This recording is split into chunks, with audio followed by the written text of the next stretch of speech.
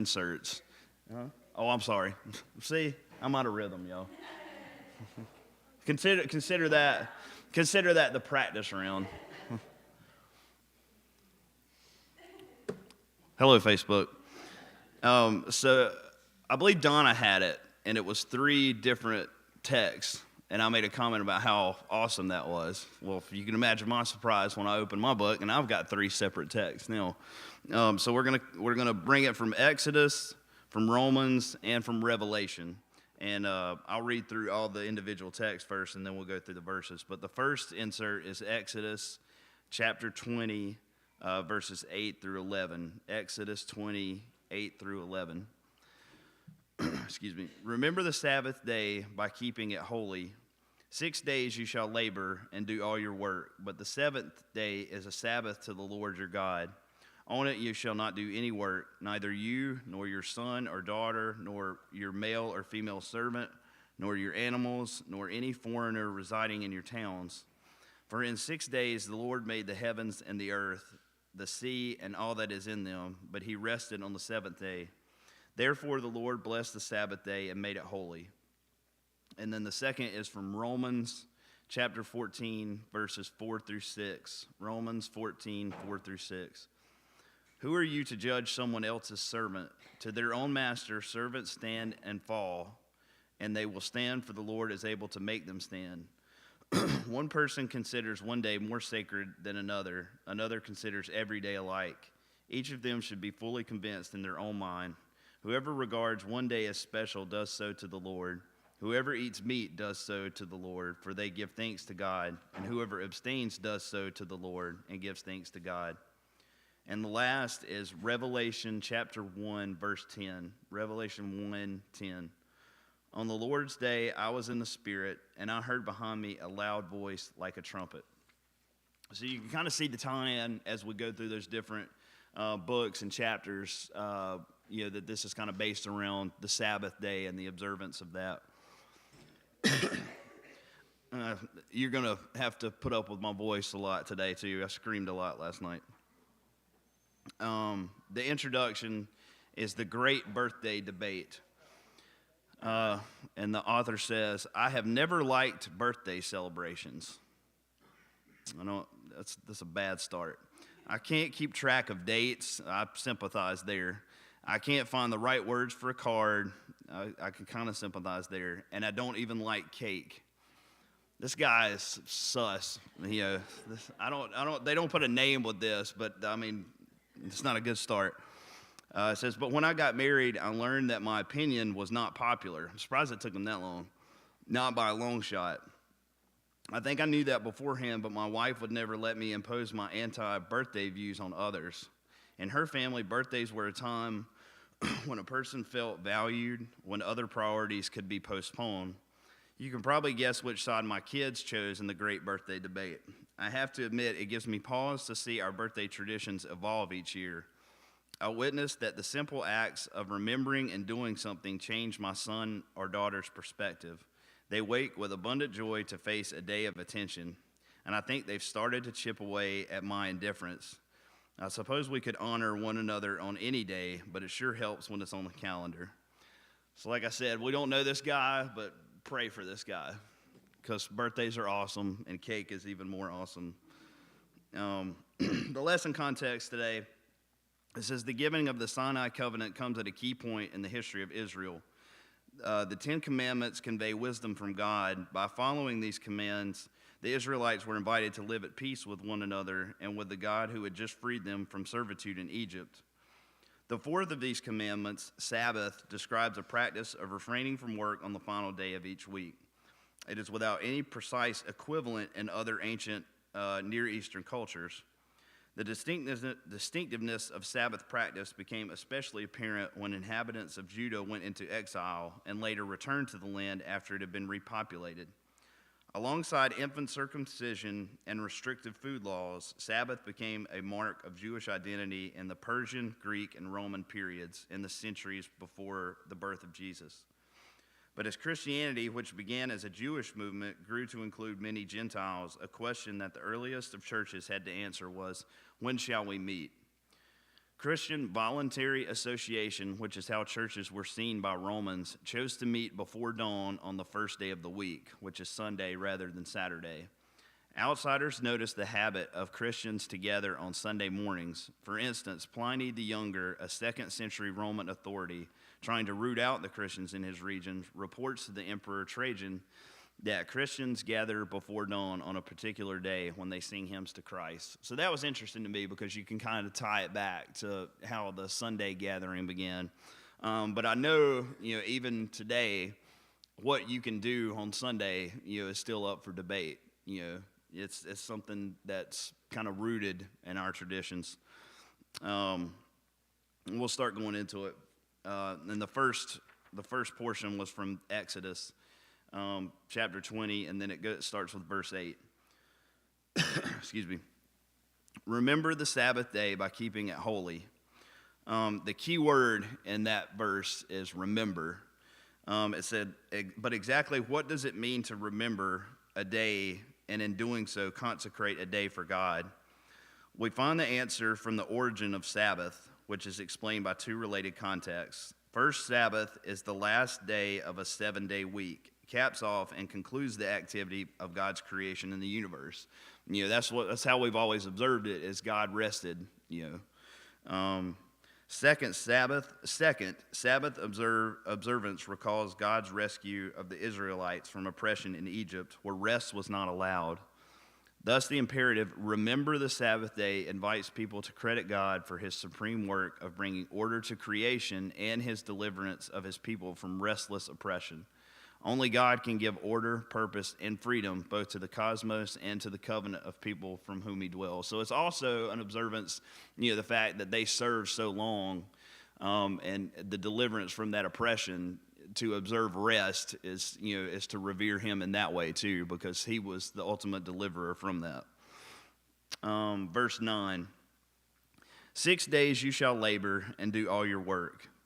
The kind of remembrance that retains Sabbath for God's use is not just remember that Sabbath exists or remember that Saturday comes after Friday. God provides a framework that will require active preparation during the 6 days before each Sabbath. So it's not only what we do or don't do on Sunday, it's what do you do in the 6 days before that to prepare for Sunday. It says, to the ancient audience, an incentive to work is already obvious.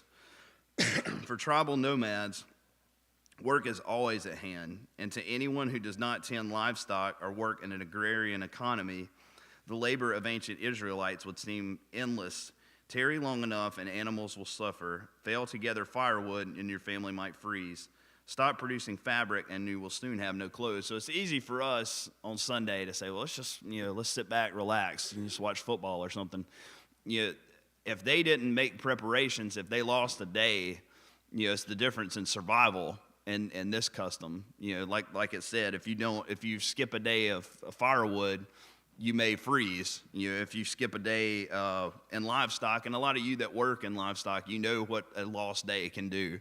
So it wasn't as easy in that culture as it is easy in our culture to say, well, we'll just take a day off. Verse 10. But the 7th day is a Sabbath to the Lord your God. On it you shall not do any work, neither you nor your son or daughter, nor your male or female servant, nor your animals, nor any foreigner residing in your towns. This is to be deliberately unproductive for a day each week is an act of trust. And that goes back to the previous verse of what the consequences could be. It requires extra work in advance so that the Sabbath is not a day without food or water. Yet God knows that humans will look for loopholes. I thought that was funny because, we are God's children. And what more speaks to children mentality than to try to find a loophole?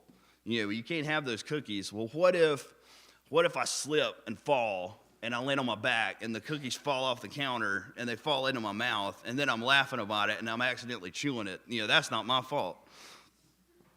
So God knows, and it shows to, nobody can plan or can fathom more than God what loopholes they are and to close those. So I thought that was an interesting take on it. God prevents the redistribution of duties onto others, children, servants, even animals, a temptation to maintain the mere appearance of personal observance while making everyone else's life harder. The call is for a total cessation of labor from the highest to the lowest, even during the busiest seasons of harvest.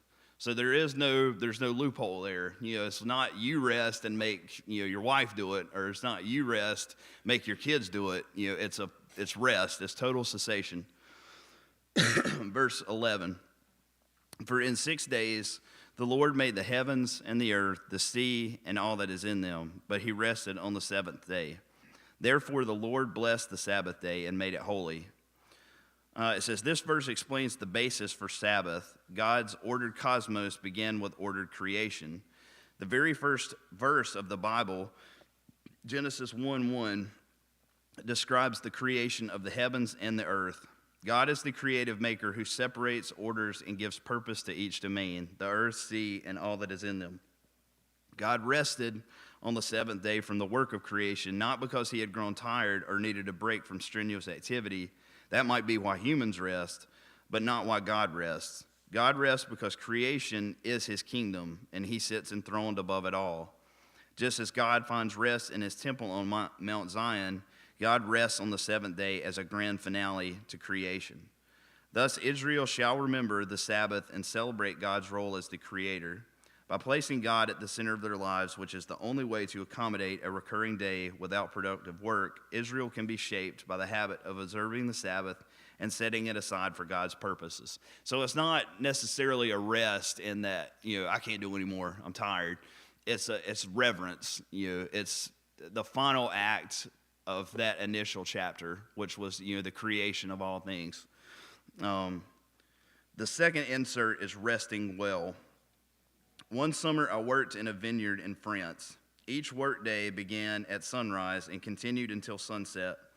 By the time the sunlight faded, our hands were bruised from picking, our fingers red from grape sap, our legs were tired from lifting heavy buckets of the season's bounty. At dusk, we set down our tools, climbed into a three-wheeled cart, and went for a hot meal. We spent evenings enjoying one another's company, giving thanks, eating local food, and on occasion, enjoying the fruits of our toil. Instructions about work and Sabbath reminded me of the delicate work-rest balance of the vineyard. We worked hard, we also rested well. What do your current rhythms of work and rest look like? How are they honoring God and his creation? We're a busy society. I think it probably gets busier rather than the opposite. But I think, how often do you take time just to revere, just for reverence? That was the second insert. It was a little bit more easy to put myself in than the first, the guy who doesn't like cake. It may be the same guy, I don't know. He likes French cuisine, but not cake. Then, coming from the Roman side now, in verse 4, who are you to judge someone else's servant? To their own master, servants stand or fall, and they will stand, for the Lord is able to make them stand. It says, only one person can be our ultimate judge, which is Christ himself. Paul uses an example from his audience's everyday experience. For someone else's servant, what the master deems appropriate is what really matters. The Lord here is none other than Christ, who is the only worthy judge, the one whose sacrificial death and triumphant resurrection provides a means to salvation and freedom from the enslavement of sin.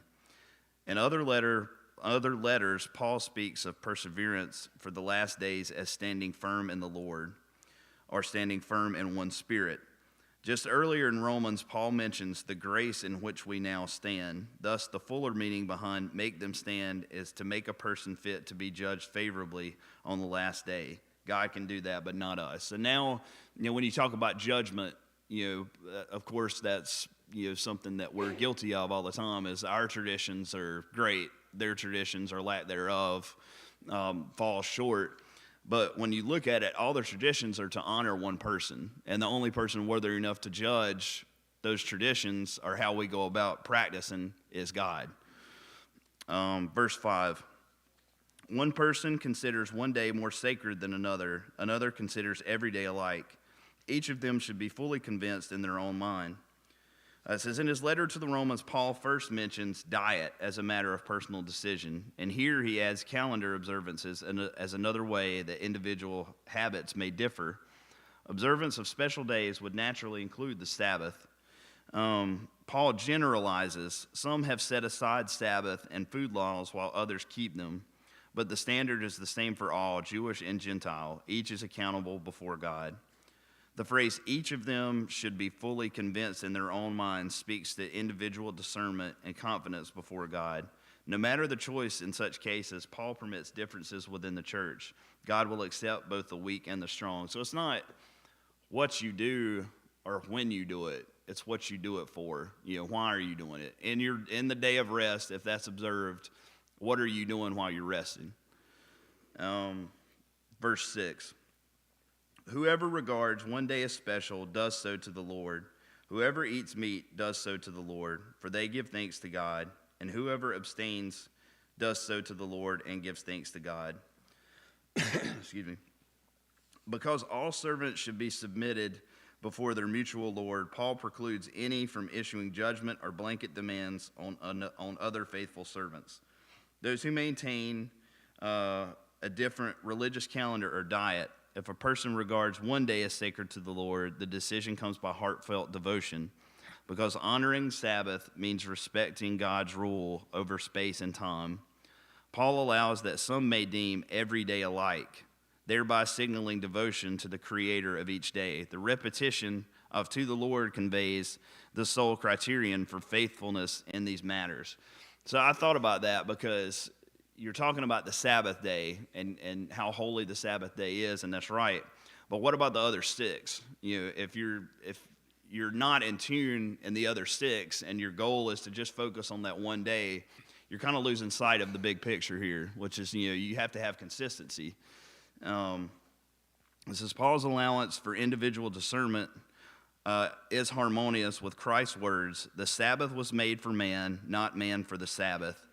Jesus defends a freedom for his disciples to go about their mission without hindrance at his command, because Jesus is Lord and ruler of creation. He is free to judge the manner in which his disciples shall honor him. Paul pairs together the issues of revering days and observing dietary restrictions, showing that he has a greater goal in mind. Paul's desire is for the peace and unity of Christian communities, and unity does not mean uniformity. He advises selfless consideration before others, giving no reason to find offense. In the end, what matters is life together under the rightful king's rule, for the kingdom of God is not a matter of eating and drinking, but of righteousness, peace, and joy in the Holy Spirit. When I read that commentary, that insert, I thought about last night at Winter Jam, because there was a lot of moments where I would just sit in my seat and look around, and you have close to 20,000 people, and they're all unified. They're all singing the same song. Not all of these people go to the same church. They're not all of the same denomination. They may not even have a home church, but they're all there for the same reason. And it was just unity. I've been there for ACC tournament games. You're definitely not all unified there.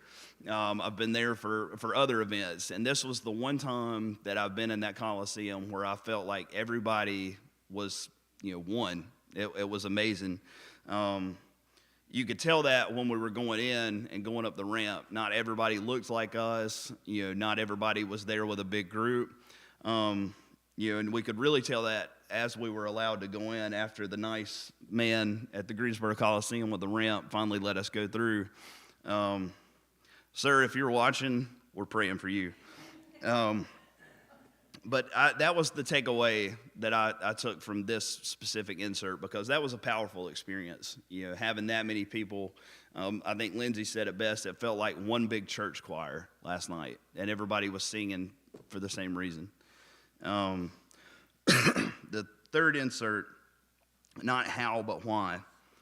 It says, our Christmas Eve meal is a long-standing tradition. Several generations of my family gather around a large table to eat honey-roasted ham, farm eggs, and thick-cut fries, a feast lovingly prepared over several days. It has been this way for as long as I can remember. However, when I was 6, I realized that a decadent meal is not a universal habit for Christmas Eve. Some families enjoy a full roast dinner, but others prefer something far simpler. It finally made sense when my mother explained that what matters most is not how something is celebrated, but why it is celebrated and for whom. The Old Testament goes into great detail regarding how, when, and where of celebrations and observances, yet Paul downplays those in favor of the why. We do not celebrate certain days because we think it's necessary for everyone else to follow our lead. We celebrate them because they are important to us, our families, and for our personal relationship with God. So does everybody not eat spaghetti on Christmas Eve? I thought that was standard. That blew my mind. Verse 10, on the Lord's day I was in spirit, and I heard behind me a loud voice like a trumpet. And this is Revelations 1:10. And I'll read that again. It says, on the Lord's day I was in the spirit, and I heard behind me a loud voice like a trumpet. Another early Christian writer, John, while on the island of Patmos, uses a phrase that comes to distinguish the weekly observances of Christian, the Lord's Day. On this occasion, John describes being in the Spirit, meaning a trance-like state of prayerful meditation before God. The phrase, the Lord's Day, appears here alone in the entire New Testament, but elsewhere, Christians are already said to be gathering on the first day of the week for the sharing of a meal. The same word is repeated in the text of all four Gospels. The evangelists all say that Jesus' resurrection occurred on the first day of the week, that is Sunday. Christians of the first and second centuries developed a reputation for meeting before dawn on Sunday, the resurrection morning that began God's new creation. Because the Sabbath is a practice that observes the Creator, it is only fitting that Jesus, who was with the Father from the beginning, co-equal and responsible for all that was made, is honored in this observance. So again, it ties back to, why we're here. It's easy as we go through this, we do this every week. It's easy to kind of lose track of the why. And then those 2 weeks where we weren't able to come here, you feel that missing piece. You feel the void a little bit. And it's Him. We're here in reverence. We're here to gather together and do that together. And even here we rest. And the verse that I took away from this, I just kept hearing in my mind when I read it, is just be still and know that I'm God. And that's all that we have to do here is to be still, and He takes care of the rest. He feels that. In conclusion, it says, what does the Sabbath mean for Christians today? Answers to this question have needlessly divided congregation and families who seek to devote time and space to God. A consistent thread runs from the gift of Sabbath to the discernment of early churches to the earliest Christians who designate Sunday for celebratory songs. God is King of creation, and Christ the Lord is worthy of praise. For those who worship the Creator in reverent submission, the fitting response is to place God at the center of all life, to orient everything else around a mission to serve the King. Sabbath honors the rhythms of God's productive creation, even as God's people join Him in productive work on days that are not Sabbath. According to Paul, we now have the freedom to act with confidence as Christ's own servants. Perhaps we may find that a particular day should be reserved for prayer, and we clear space for God by setting aside all distractions. Perhaps, like the earliest Christians, we find that rising early together on Sunday will make us peculiar. But whatever our King expects of us, our duty is not to go about asserting ourselves as the final judge. We can anticipate that in the splendor of God's kingdom, there are servants of Christ whose orders from the King differ from ours. If we seek peace together, as Paul teaches, we shall communicate best through humble actions, the kindness that point back to Christ as the Lord of our lives.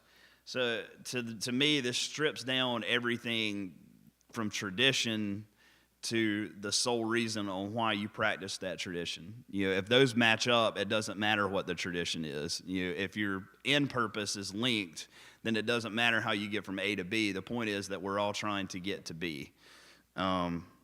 And that's what I took from this. But, of course, I talked fast, so we've got extra time. If anybody else has any interpretations on any of these verses, I thought it was interesting, especially the tie-in from 3 different, sections of the Bible.